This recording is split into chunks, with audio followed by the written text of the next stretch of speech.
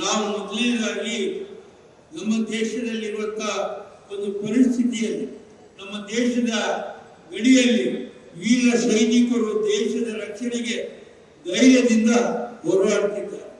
Operation ಸಿಂಧೂರ ಮೂಲಕ ಭಾರತ ಭಯೋತ್ಪಾದನೆಯ ವಿರುದ್ಧ ಹೋರಾಡುವ ಈ ಹೊತ್ತಿನಲ್ಲಿ ಭಾರತೀಯ ಸೈನಿಕರಿಗೆ ನೈತಿಕ ಧೈರ್ಯ ಮತ್ತು ಶಕ್ತಿ ತುಂಬುವಲ್ಲಿ ದೇವರಲ್ಲಿ ನಾವೆಲ್ಲರೂ ಪ್ರಾರ್ಥಿಸೋಣ ಅನ್ನಂತ ಹೇಳ್ಕೊಂಡು ಒಂದು ನಿಮಿಷ ಎಲ್ಲರೂ ಎದ್ದು ನಿಂತು, ಎಲ್ಲರೂ ಮಹಿಳೆಯರು ಎದ್ದು ನಿಂತು,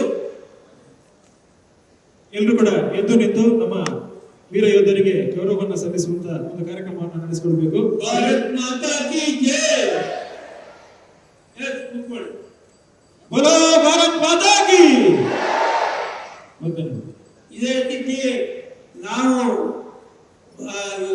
ಇಲ್ಲಿ ಸೈನಿಕರು ದೇಶದ ರಕ್ಷಣೆಗೆ ಹೋರಾಡುವಂತ ಸಮಯದಲ್ಲಿ ನಾವು ನಮ್ಮ ನವೋದಯದಿಂದ ಸಂಗ್ರಹಿಸಿ ಹಾಗೂ ನಮ್ಮ ಸಂಸ್ಥೆಯಿಂದ ಸಂಗ್ರಹಿಸಿ 100 ಕೋಟಿ ರೂಪಾಯಿಯನ್ನು ಸೈನಿಕರ ಅಭಿವೃದ್ಧಿಗೆ ಕೊಡ್ತೇವೆ ಅನ್ನುವಂಥದ್ದನ್ನು ಘೋಷಿಸಿದ್ದಾರೆ. ನಾನೇನು ಹೆಚ್ಚು ಮಾತಾಡೋದಿಲ್ಲ. ಗೌರವ ಸಾಹೇಬರಿದ್ದಾರೆ, ಬೇರೆ ಅತಿಥಿಗಳಿದ್ದಾರೆ. ನಾನು ಹೇಳುವುದು ಇಷ್ಟೇ, 25-30 ವರ್ಷದ ಹಿಂದೆ ನಾನು ಜಿಲ್ಲಾ ಬ್ಯಾಂಕಿನ ಅಧ್ಯಕ್ಷನಾಗಿದ್ದಾಗ ನನಗೆ ಮಹಿಳೆಯರ ಬಗ್ಗೆ ಆಸಕ್ತಿ ಬಂತು. ಅವರು ಯಾವೊಬ್ಬ ಮಹಿಳೆಯರು ಪೇಟೆಯಲ್ಲಿ ಬರ್ತಿರ್ಲಿಲ್ಲ ಮತ್ತು ಸಭೆ ಸಮಾರಂಭಗಳಲ್ಲಿ ಬರ್ತಿರ್ಲಿಲ್ಲ. ಆಗ ನಾನು SS ಪಾಟೀಲ್ ಅನ್ನುವಂಥ ಒಬ್ಬ ಸಹಕಾರಿ ಸಚಿವರಿದ್ದರು.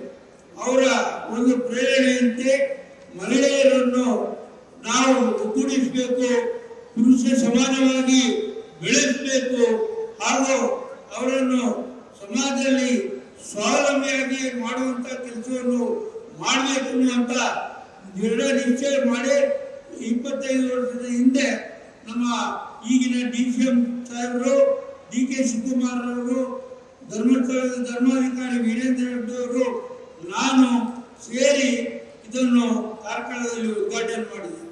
ಇದು ಬೆಳೆದು ನಮ್ಮ 2 ಜಿಲ್ಲೆಯನ್ನು ಬಿಟ್ಟು 9 ಜಿಲ್ಲೆಗಳಿಗೆ ಇವತ್ತು ಪಸರಿಸಿದೆ. ಎಲ್ಲರೂ ಬೇರೆ ಜಿಲ್ಲೆಗೆ ಬರಲಿಕ್ಕೆ ಹೇಳ್ತಾರೆ. ನಮ್ಮಲ್ಲಿ ಅಂತ ಆರ್ಥಿಕ ಸೌಲಭ್ಯ ಇಲ್ಲದೆ ಇರುವುದರಿಂದ ನಾನು ಇಷ್ಟಕ್ಕೆ ನಿಲ್ಲಿಸಿದ್ದೇನೆ. ನೀವು ಬೇಕಾದ್ರೆ ಅವರವರು ಮಾಡ್ಕೊಳ್ಬೇಕು.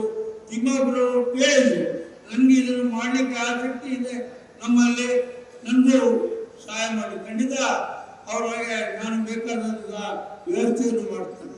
ಇದನ್ನು ಇವತ್ತು ನೋಡಿ ನಾವು ಎಲ್ರಿಗೂ ಸಮಾನವಾಗಿ ಮಹಿಳೆಯರನ್ನು ಬೆಳೆಸಿದ್ದೇವೆ. ಇವತ್ತು ಒಂದು ಮಾತು ಹೇಳಿದಾಗ ಎಷ್ಟೋ ದೂರದಿಂದ, ದಾವಣಗೆರೆಯಿಂದ ಹಾಗೂ ಅಕ್ಕಪಕ್ಕದ ಜಿಲ್ಲೆಗಳಿಂದ ಇವತ್ತು ಇಲ್ಲಿ ಬಂದಿದೆ. ಯಾರು ಬಂದಿದ್ದಾರೆ ಹೇಳಿದ್ರೆ, ನಮ್ಮ ಶಕ್ತಿ, ಮಹಿಳಾ ಶಕ್ತಿ ಎಷ್ಟಿದೆ, ಮಹಿಳೆಯರು ಏನನ್ನು ಮಾಡಲಿಕ್ಕೆ ತಯಾರಿದ್ದಾರೆ, ಮಹಿಳೆಯರಿಗೋಸ್ಕರ ಅವರು ಅಭಿವೃದ್ಧಿ ಆಗಿದ್ದಾರೆ, ಸ್ವಾವಲಂಬಿ ಆಗಿದ್ದಾರೆ. ಚಪ್ಪಾಳಿ ಜೋರಬೇಡಿ. ಸ್ವಾವಲಂಬಿ ಜೀವನವನ್ನು ಕಂಡಿದ್ದೀರಿ, ಅದಕ್ಕಾಗಿ ನೀವು ಬಂದಿರಿ.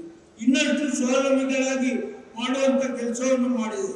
ನಿಮಗೆ ನಾವು ಆವತ್ತಿನಿಂದ ಪ್ರಾರಂಭದಿಂದ ಇವತ್ತಿನ ತನಕ 6 ಸಲ ಸಮೋತ್ಸವವನ್ನು ಕೊಟ್ಟಿದೆ.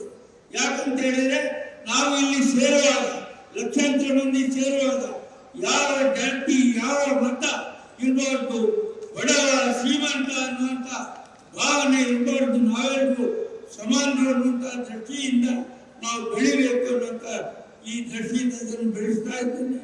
ಇನ್ನೂ ಆದರೂ 1-2 ಜಿಲ್ಲೆಗೆ ವಿಸ್ತಾರ ಮಾಡ್ತೇನೆ ಅಂತ ಹೇಳ್ಕೊಂಡು ಎಲ್ಲ ಇಲ್ಲಿ ಇರುವಂಥ ವೇದಿಕೆಯಲ್ಲಿ ಇರುವಂಥ ಎಲ್ಲ ಜನರಿಗೆ ನಮಿಸಿ ನನ್ನ ಮಾತನ್ನು ಮುಗಿಸ್ತೇನೆ. ಜೈ ಹಿಂದ್, ಜೈ ಸರ್ಕಾರ.